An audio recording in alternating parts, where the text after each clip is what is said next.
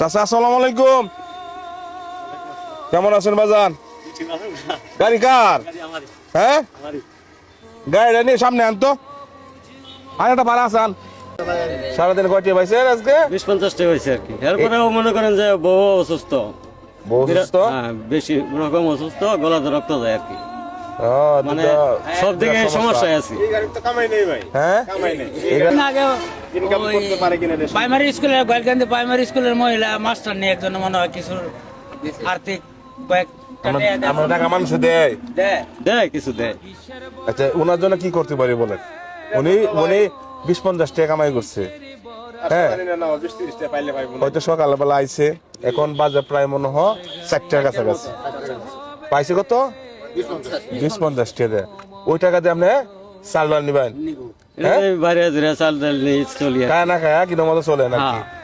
হ্যাঁ। আচ্ছা, তো ওনার জন্য কি করতে পারি বলেন?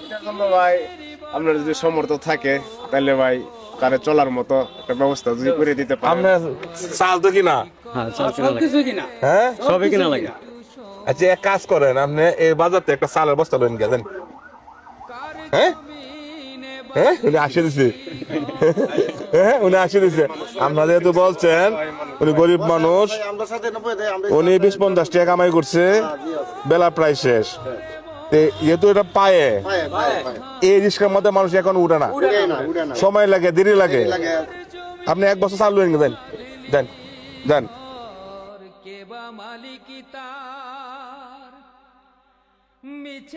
টিহা দিলাম, চালু আইব? হ্যাঁ, আইব তো বুঝুন যে। হ্যাঁ, যদি উনি যদি চাল লইয়ে যদি আসে, ওনার জন্য আরো পুরস্কার আছে। যাই হোক, উনি তাহলে ফ্রেশ মনের মানুষ।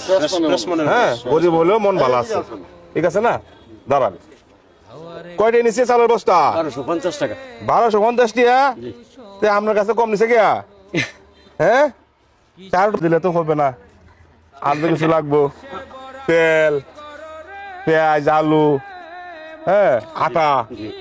যেহেতু আপনার ইনকাম কম, যাই হোক আমি একটা ব্যবস্থা করে গেলাম।